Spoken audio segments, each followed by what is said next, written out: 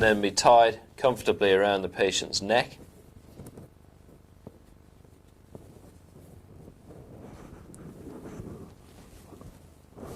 And the point is tucked over and secured either with a safety pin or with some sticking tape.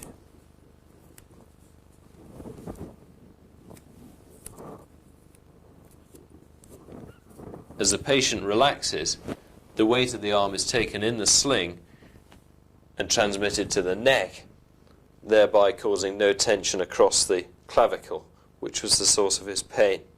This technique is also useful after reduction of a dislocated shoulder, where it provides support from the weight of the arm, which would tend to pull down on the structures that have been injured during the dislocation.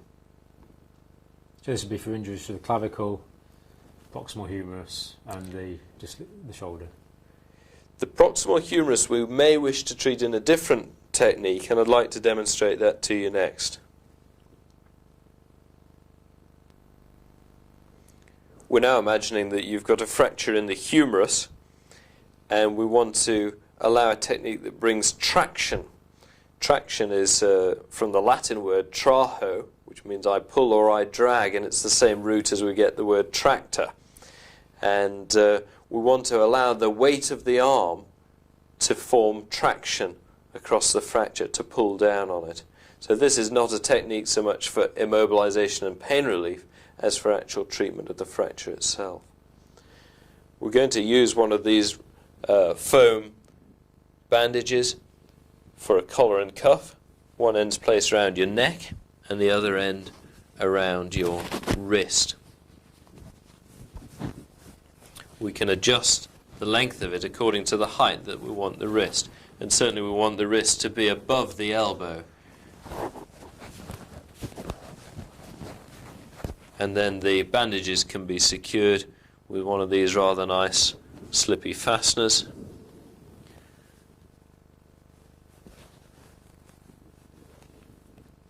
Which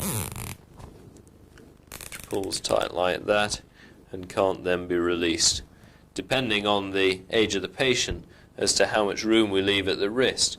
In the adult, particularly the older patient, we leave room for the patient to take the arm out and stretch so that they don't get stiffness at the elbow and the wrist. In the child, we may want to put it much closer at the wrist to give them less mobility. So when this is hanging, the weight of the arm is applying traction to the shaft of the humerus. That's right. Whereas with the broad arm sling, it was taking the weight of the arm, therefore preventing stretching and distension of tissues in the clavicle and shoulder. Yes. That's quite comfortable. So we've looked at a couple of examples of specific local management there, Jim. Is there any principles of local management of fractures that you think are worthwhile going over? Yes, certainly. The aim of local management is to restore function, and that has to be remembered. And then we have a bit of a balancing act to undertake, which one of the great orthopedic teachers, Alan Apley, described, the balance between speed and safety. And some of the methods of restoring function very quickly may be less safe than other methods which are slower and safer. We have to balance these issues. So, for example, if you fracture your femur, then I have the option of placing you in traction, which will probably take 3 or 4 months of hospitalization, and then quite a prolonged recovery of physiotherapy after that. Or alternatively, I could take you to the operating theatre and put an intramedullary nail, a metal rod right down the middle of the bone, which we could lock with some locking screws at either end, and that would get you back on your feet within a couple of days. And depending on the facilities available and the local expertise, we have to balance the risks of those two different methods of treating the same injury. It sounds like there's complications with both options, really. If There the patient's are. in bed for 3 months, there's a risk of hypostatic pneumonia, deep venous thrombosis, psychological depression. And if they go to theatre, I imagine there's risk from anaesthesia, Infection. complications. Certainly there are, and for a different individual, the risks are different. The younger individual tolerates bed rest better than the elderly, who need to be mobilized quickly. And different resources in different centers and different surgeons' expertise will predict their preferred treatment. So we've talked about local management. If a patient comes into the A&E department, probably with some fractures, what are the priorities of care? Yes, this is a very important area, that our duty is firstly to save life and then to save limb. So we must go firstly for the life-threatening injuries. And it's easy to be diverted. For example, you get a patient who's been run over by a bus and you can see that the foot has this terrible injury and that is all red and there's blood everywhere. But actually you miss the fact that the other wheel of the other wheel of the bus went over the pelvis of the patient, and they have a severe crushing injury there with massive pelvic bleeding. And if you address the foot before the pelvis, then you'll probably lose the patient. So as an orthopedic surgeon, we must look for shock. But even before that, the emergency room doctors will look for the very first life-threatening injuries, those to the airway, and secondly to the breathing. And that brings us to the ABC of care, that we start with the airway, we go secondly to the B for breathing, and thirdly for C, circulation. And it's usually at that point that I, as an orthopedic surgeon, am first involved. Do broken bones bleed a lot? Yes, so certainly the larger bones bleed torrentially to the point that the patient can bleed to death. And the pelvis is notorious for this. But even the fracture of a shaft of a femur can lose a large volume, 2 litres of blood from a fractured femur. And even more than that from a fractured pelvis, then? And from a pelvis, yes, almost an indefinite amount, but certainly 3, 4, 5 litres from a severe pelvic fracture. Which would certainly be, well, more than enough to bleed to death. Mm-hmm. If an average adult has 5 litres of blood, then they could bleed to death really quite quickly. Yes. What about other bones, such as tibias and other medium-sized bones? Tibias have a significant bleed, especially if there are other injuries involved. But as an isolated injury, a tibia is unlikely to cause someone to hemorrhage to death. So if a patient comes in with an obvious tibial fracture and they're shocked, that they have circulatory shock, you must look very carefully for other injuries that would be the cause of that. But with a femur, a fractured shaft of femur is enough to cause low blood pressure, clinical shock? Yes, a patient that comes in with a fracture of the shaft of femur will require intravenous fluids for resuscitation and often blood transfusion itself. So that would be one of the first things you do, establish intravenous line and give Yes. some.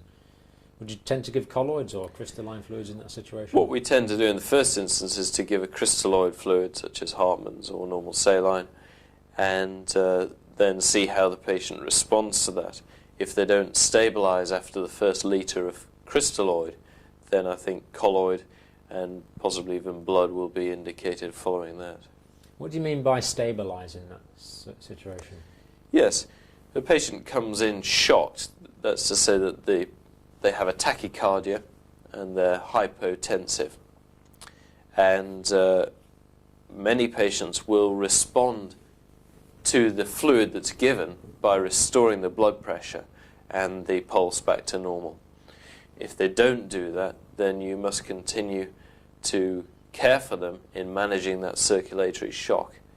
And that means in 2 forms: 1, by stopping the bleeding, if you can, and 2, by giving fluids to make up the deficit.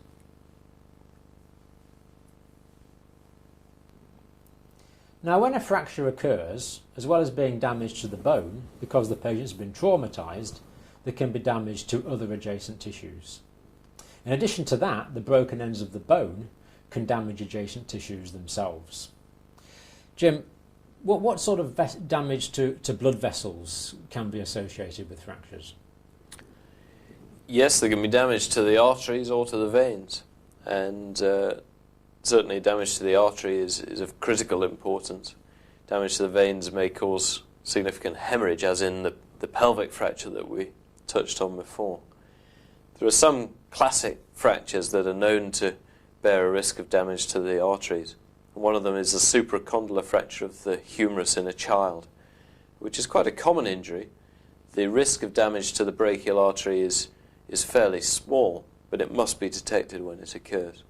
So whenever there is a fracture, or indeed a plaster of Paris, or any intervention to treat a fracture, it's good for nurses to regularly check on the circulation distal to the injury site.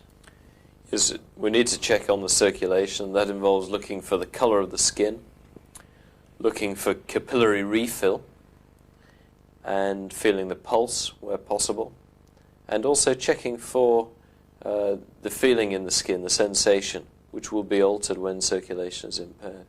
So the lack of circulation would alter the efficiency of peripheral nerves, and that could cause lack of sensation. And there is one very special area of complication which we should touch on, which is a compartment syndrome. A compartment syndrome is a loss of tissue perfusion in the muscles and contents of a tissue compartment. Now, as you know, in the limbs, the muscles are encased in a fascial compartment, and the fascia doesn't stretch. It's a tough fibrous tissue. Yes. And so when there's swelling within the compartment, if the swelling becomes too great, then the pressure within the compartment will increase, and it may increase to the point that the tissues cannot be perfused any longer with blood, and that is then a compartment syndrome. And this is a surgical emergency. The treatment is to release the fascia which contains the compartment, and so to allow more expansion, reduce the pressure in those capillary beds, and allow the tissue perfusion to continue. And what nursing observations might indicate that a compartment syndrome was developing as a complication of a fracture? This is very important because, in particular, one of the misconceptions is that the pulses will vanish in compartment syndrome, and this isn't the case. In fact, the first sign is nearly always pain, and pain that is more than one would expect from the fracture. So fractures themselves are painful, but if when the patient is splinted and they've had some sort of pain relief, they still complain of an excessive amount of pain, then you become to be suspicious of a compartment syndrome. And it's often seen at the end of the bed. You look at the patient and their face shows pain, and you worry about it and must look carefully. And can you recognise compartment syndrome by a local examination? Local examination is then important, and the first sign in the local examination, the tension on the compartments is increased, and when you passively move the muscles that are encased in that compartment, the patient will complain of severe pain. So, for example, in the situation of a tibial fracture, there may be compartment syndrome in the leg compartments, and when the toes are moved passively by the examiner, the patient will just about jump off the bed. It's an extremely painful condition. Mm. And so you would open the fascia and just leave the wounds open to heal by secondary intention. What happens, there are some other signs which we perhaps should touch on. The second thing that tends to go is that sensation is affected. And so the patient begins to complain of altered sensation in any nerves that pass through that compartment. And only very late on is the distal circulation affected. And the treatment is, as we've said, as an emergency. The patient must be taken immediately to theatre, and the compartments decompressed surgically in their whole length. It does require making very large wounds. The fascia must be released fully in the whole length of the compartment. And the wounds will then be addressed later once the situation has settled. Without the intervention, though, presumably the muscle in that compartment would necrose. It would. It necroses, it dies, and fibroses, and the limb becomes functionless. Is there any other complications to muscles that can occur? Well, the muscles may be damaged directly by the fracture, and this may cause some fibrosis. And then there may also become infection, which may follow, particularly if there's been a necrosis, then a Clostridium infection, gangrene is a possibility. Now, what about damage to nerves as a result of fractures? I mean, I suppose the classic example is any fracture involving the vertebral column. Yes, both peripheral and central nerves can be affected by fracture. The one you touch on is the vertebral column, and as we all know, the spinal cord is encased there and can be damaged. So a displaced injury of the cervical spine could render a patient quadriplegic, or a displaced fracture at the thoracic spine could make the patient paraplegic. And these obviously are very serious injuries. So any patient that was traumatised, it would be a good principle to assume that there was cervical spinal damage until it's actually been disproved by X-ray. Yes, what we often do is that the paramedics who treat the patient at the scene of the injury, if there's any suspicion that there's a significant injury, they will place a hard neck collar on the patient and then handle the patient extremely carefully so as not to twist or bend the spine in any area. And the hard collar will remain on the neck until the examining doctor has checked the neck and probably performed a radiographic assessment as well. And that would probably be even more important in a patient that was unconscious who couldn't complain of pain. Yes, that's a good point. It is critical in unconscious patients that we have to do the handling for them, and we must be more careful in those patients than in one who can tell us when we're endangering them. So maintaining spinal alignment, the hard collar, maybe even the sandbags to keep them in the same position, and tape round the head, and do anything it takes to maintain spinal alignment. Yes. Until we're sure there is no injury in that area. Yes. And we have to examine the back as part of the assessment. But when we do that, we need to log roll the patient, which, as you know, means that we don't twist the spine. And this does require 3 persons to roll the patient and a further person to hold the head. And they need to be trained individuals who can do that so as not to twist the spine as the patient is rolled on the side. Now, what about rib fractures? Are there any particular complications associated with that? Yes, rib fractures can cause puncture to the lung and pneumothorax, and that's an immediate problem.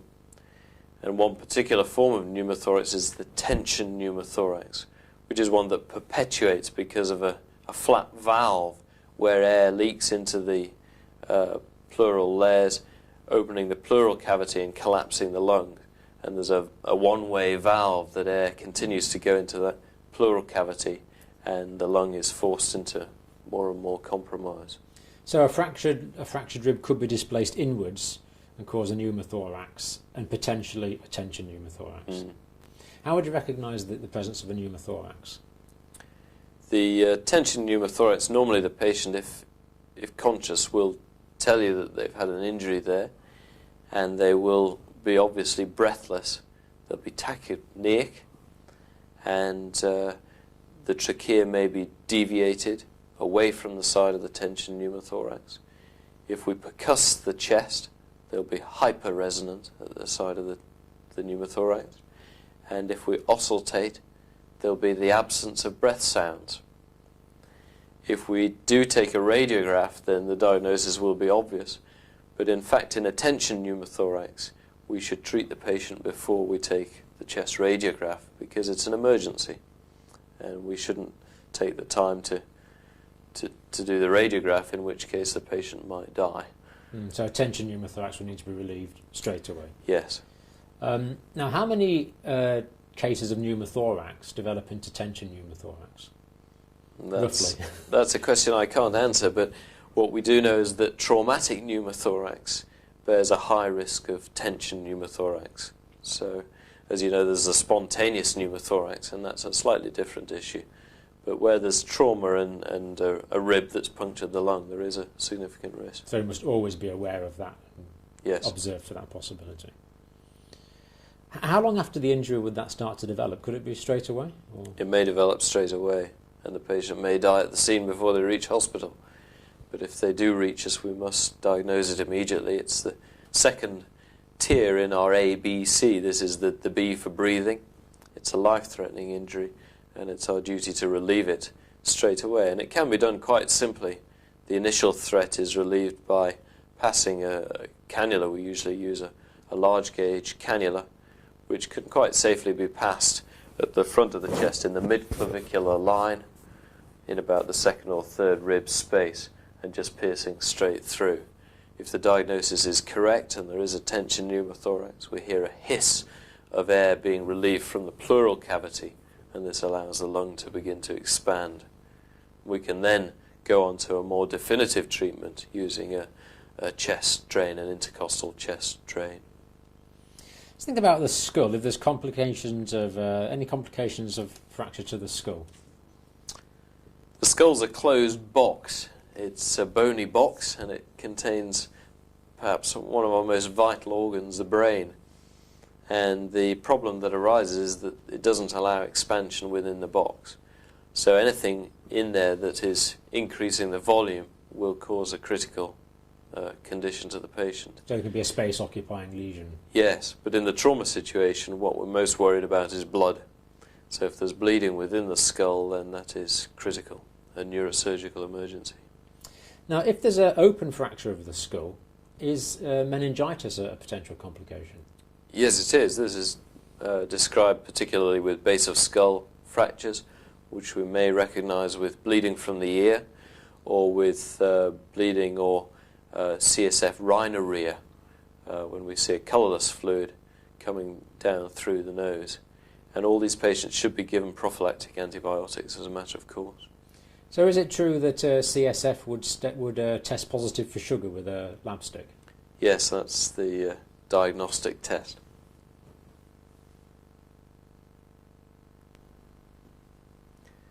This radiograph demonstrates the right knee of an individual who unfortunately was accidentally shot at close range by a shotgun, and most of the impact was taken just below the knee. It demonstrates some of the problems that we have with a penetrating injury, and if we were actually to see the patient, we would see that the limb was dusky, the foot was ill perfused, and our suspicions are immediately that there's damage to the popliteal artery.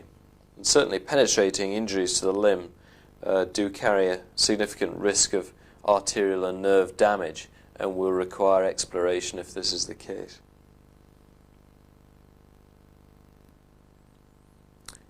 Basal skull fractures may be difficult to detect on an ordinary X-ray, but they must be treated on merits of clinical suspicion.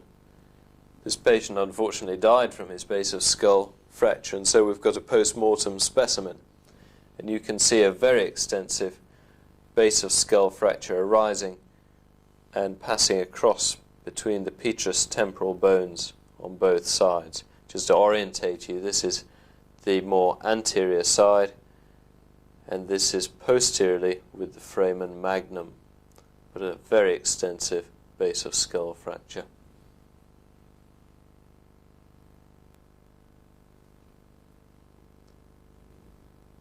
I'd like to illustrate some of the points about the cervical spine. Firstly, to orientate it in relation to the skull. We can see at the base of the skull the foramen magnum here, and the spinal cord marked in yellow is coming down from the brain stem through the foramen magnum.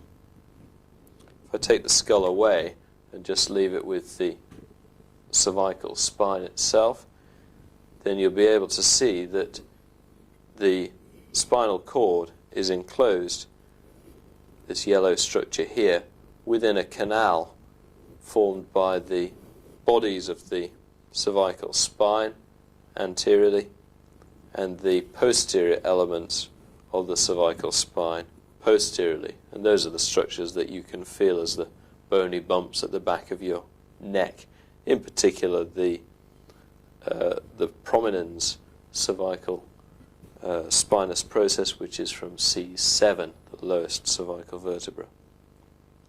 Now you can imagine that in an injury, if the spine is displaced, then a force is transmitted across the neurological structures of the spinal cord and may cause damage to them, which may well be irreparable and irreversible.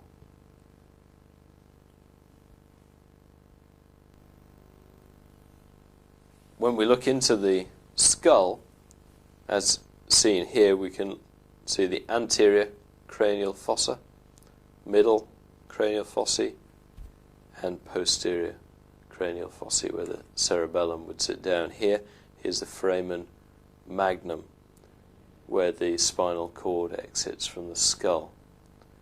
This is an enclosed bony box. It's completely rigid and has no power of expansion except through that hole, the foramen magnum.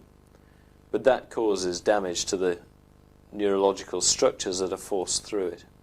So if a patient comes in with a head injury, then we must observe carefully for anything that might indicate a raising of the intracranial pressure due to bleeding causing expansion within this closed box.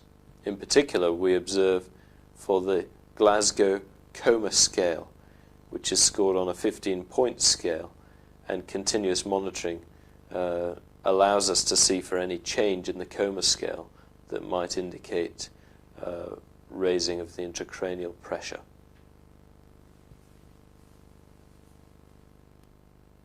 So we've been considering complications of fractures. We've considered hemorrhage as a systemic complication, that there can be blood loss.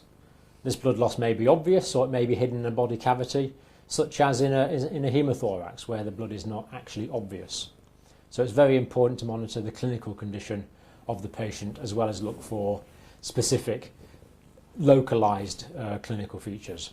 We've also looked at some localized features. We've looked at vessels, muscles, damage to the chest, damage to the skull. What I'd like to ask about now, Jim, is other systemic complications of fractures.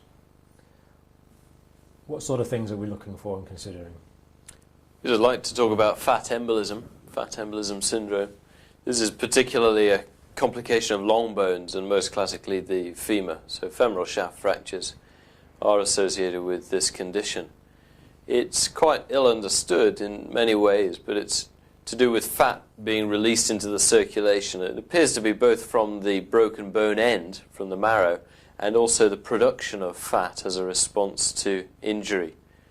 And the fat causes complications as it circulates in the body, particularly in the lungs. So it's almost like an acute hypercholesterolemia sort of.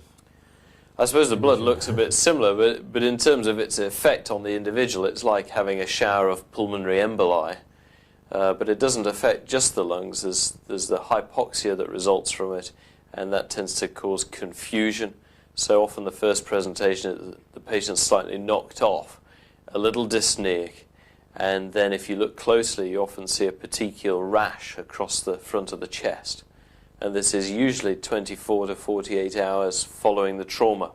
What was the term? A petechial rash. Petechial, it's a little red spotted rash, tiny little red dots across the front of the chest. So my thinking is that long bones, particularly the femur, part of the function of the marrow there is to store fat. Yes. If the bone is broken, then that fat can be released. But we're also saying that fat can be produced as a consequence of the fracture for reasons that aren't clearly understood. Yes, we know that because we see fat coming through into the renal circulation, and you can detect this by seeing fat in the urine.